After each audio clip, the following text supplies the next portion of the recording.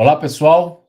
Hoje nós vamos falar sobre administração, organizações e conhecimento, uma visão geral.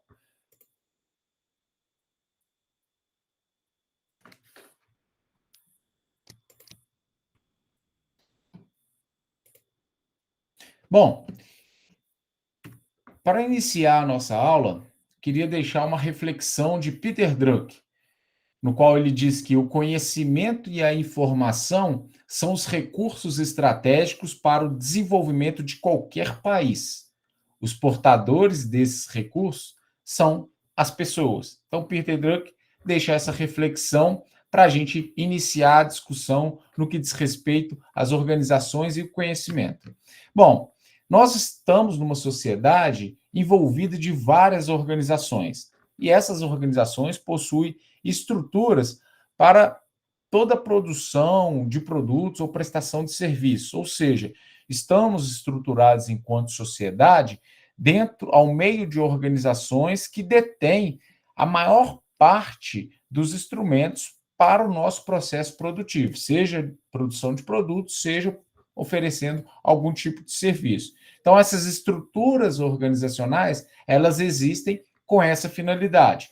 Mas também as organizações podemos associar como espaços nos quais nós passamos boa parte de nossas vidas, seja trabalhando nessas organizações, seja obtendo uma formação acadêmica, por exemplo, nessas organizações, sejam se divertindo ou aproveitando um outro aspecto da nossa vida, no qual tem uma organização que está oferecendo um determinado tipo de serviço ou também uma organização que esteja oferecendo produtos para a sociedade. E também podemos destacar que essas organizações, elas existem por algumas razões. Primeira delas, podemos destacar as razões sociais. Nós, seres humanos, vivemos numa circunstância social, ou seja, necessitamos de estar no convívio com outras pessoas. Então, necessitamos pertencer e fazer parte de um grupo social. As organizações provêem materiais, então, razão material. Nós temos, nós vestimos, nós utilizamos de tecnologia, nós comunicamos, nós demandamos por produtos e serviços, os quais essas organizações oferecem, né? E também nós temos as razões sinergísticas, né? Ou seja, a sinergia para a gente conseguir, de certa forma, estabelecer relações para oferecer algo em virtude dessas relações. E aí a gente destaca que o ser humano sozinho dificilmente ele consegue fazer algo de maneira tão eficiente, com tão boa qualidade, sem depender de outras pessoas para agregar valor, seja num produto ou serviço, e também oferecer isso para as outras pessoas, para oferecer esse produto ou serviço para a sociedade. Então, são razões sociais, materiais e sinergísticas, né, que a gente que nós chamamos aí de razões necessárias para a existência das organizações. Pois bem, então, dito isso, a gente precisa entrar dentro de uma seara no qual entendemos aí como surge o conhecimento, como que a gente pode aplicar e desenvolver o conhecimento, sobretudo numa estrutura organizacional, numa estrutura no qual as pessoas estão ali exercendo uma profissão, uma atividade profissional.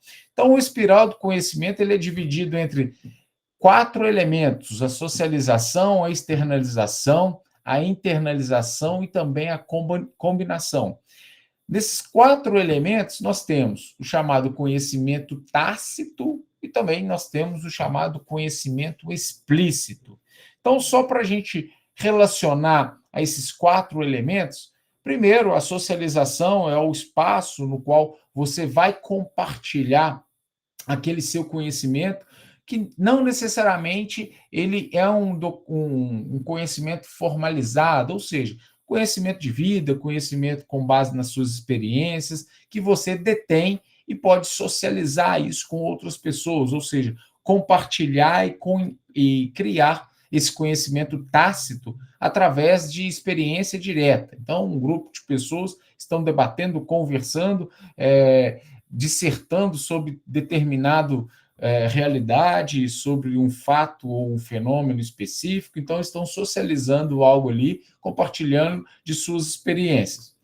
Tem a fase da externalização, que é quando você pega esse conhecimento tácito e tenta articular ele através de um diálogo e uma reflexão. Olha, eu sei que sei sobre algo, mas esse algo eu sei tudo ou eu preciso aprimorar, ou eu preciso sistematizar isso, seja por anotações, seja por algum tipo de registro. Ou seja, você vai transferindo aquele conhecimento do tácito para deixar ele de uma forma mais explícita.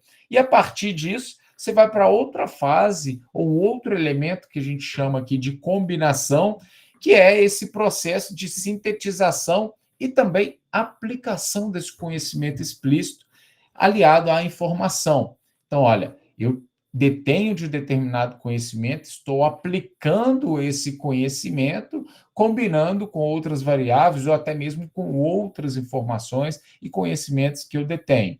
E a partir disso, dessa explicitação, você vai para a fase de internalização, que aí você internaliza esse conhecimento explícito, você aprende aquilo, você registra, você disponibiliza, você compartilha esse conhecimento e, obviamente, você vai para um outro processo que a gente chama de espiral de deter o conhecimento tácito, socializar, externalizar, combinar, internalizar e aí fazer toda essa espiral do conhecimento. Bom, de uma forma bastante geral, esse é o processo, esse é o espiral do conhecimento. E por que é importante compreendermos essa lógica? Porque, falando de administração, sobretudo de organizações, existem algumas formas de você adquirir conhecimento. Então, como que você forma o conhecimento no que diz respeito àquele conhecimento relacionado à administração das organizações? Então, você pode formar conhecimento baseado em relatos de experiência, pode formar conhecimento a partir de uma prática de administração e também através de métodos científicos de observação e análise de determinada realidade ou de determinado fenômeno. Então, é possível formar conhecimento com base em teorias. Essas teorias podem ser oriundas de conhecimentos descritivos, ou seja, existe uma realidade e vai lá um teórico, explica aquela realidade, então apontando como que aquela realidade ela se dá. Pode também existir teórico que, observando aquela realidade, ele prescreve como deveria ser, no caso aqui das organizações, administrada uma organização. Então, eu posso ter um conhecimento prescritivo, observando a realidade e explicando como deveria ser administrada aquela realidade, no caso aqui as organizações, ou um conhecimento descritivo, que seria apenas a teorização daquela realidade, como aquela realidade está sendo administrada, sem nenhum tipo de recomendação, nenhum tipo de orientação, como acontece no caso da prescrição ou do conhecimento prescritivo. Então, a partir da teoria, você consegue disseminar o conhecimento, ou seja, você dissemina esse conhecimento através de uma estrutura formal, ou seja, uma estrutura organizacional, uma instituição de ensino, no qual concede, inclusive, uma certificação. Olha, fulano de tal, ele cursou 75%, 80% do curso tal. Então, ele seguiu todo um trâmite formal de formação, baseado aí nas teorias que foram lecionadas, que foram ministradas para ele dentro daquela estrutura formal.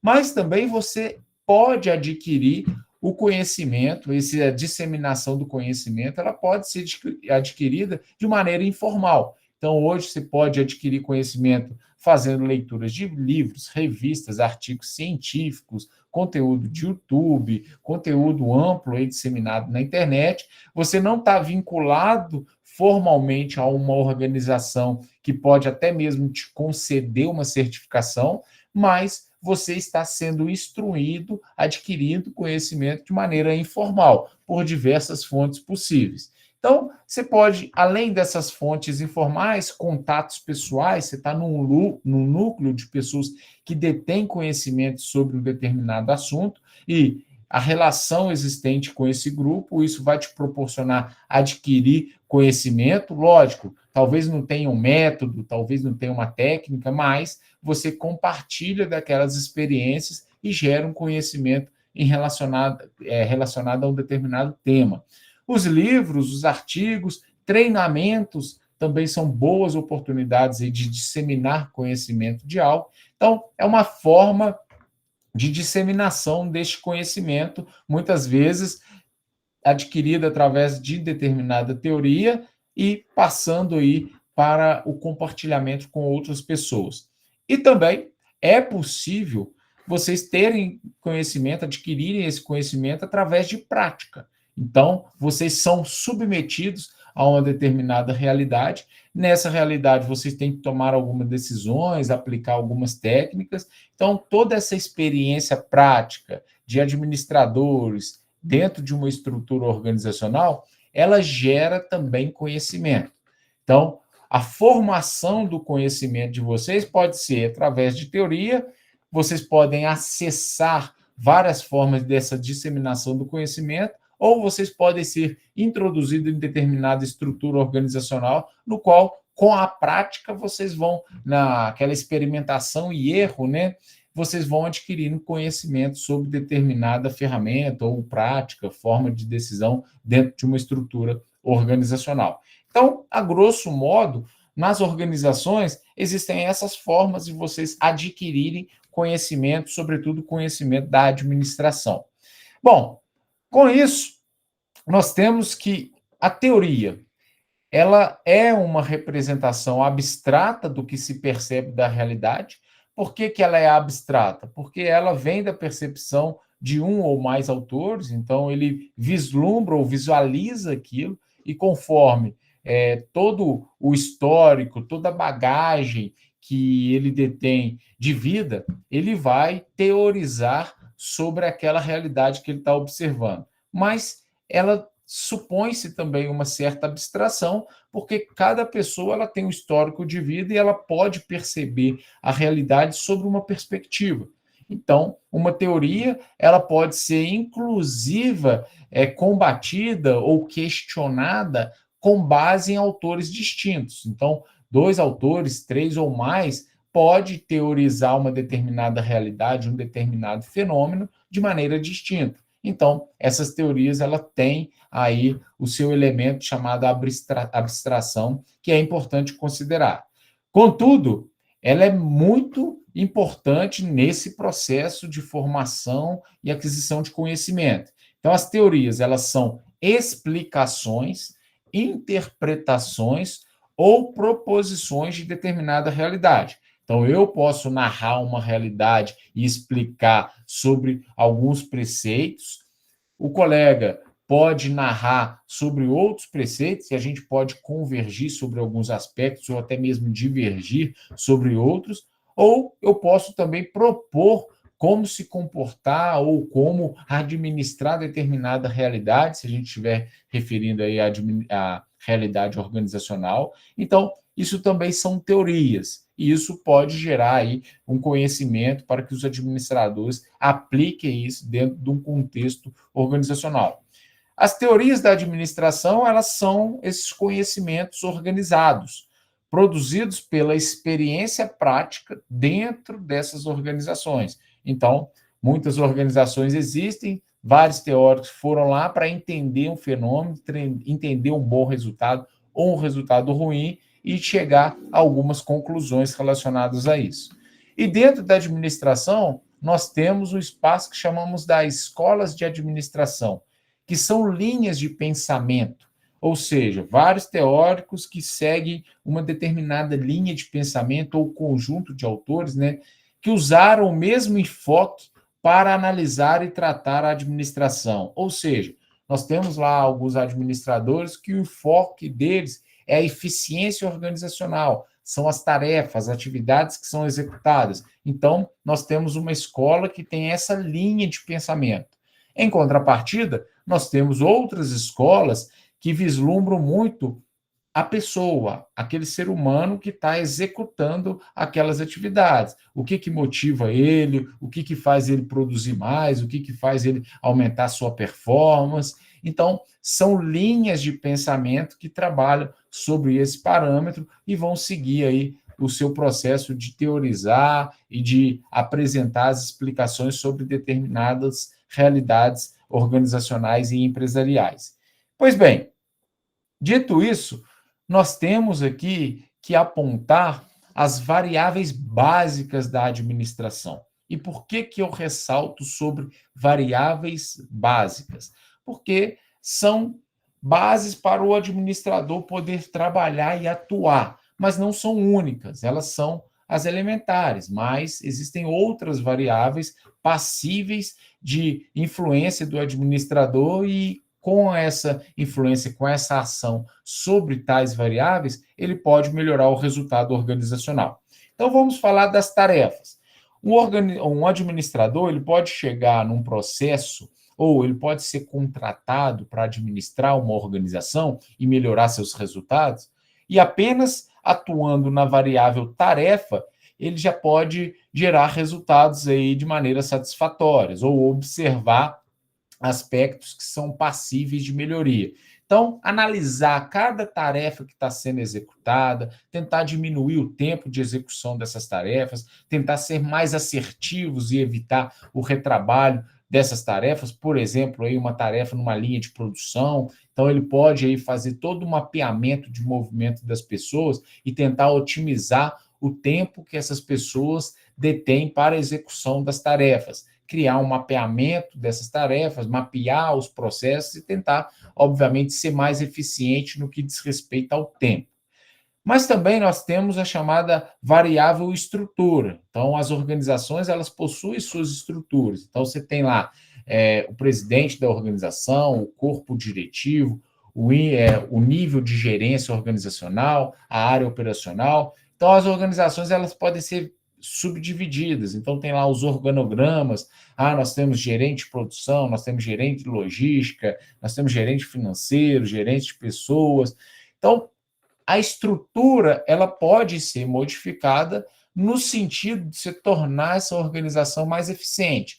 Seja mais eficiente no sentido de completar todo o processo de produção, e aí quando eu falo produção, não estou falando só produzir produto, eu estou falando também de operações relacionadas a serviço, estou falando de todo o processo administrativo. Então, vamos imaginar um processo de compras. Você tem lá quem faz a requisição, o setor de compras que vai providenciar, você tem o setor de pagamento, você tem um relacionamento com o fornecedor, você tem o setor de logística que vai receber e fazer a conferência.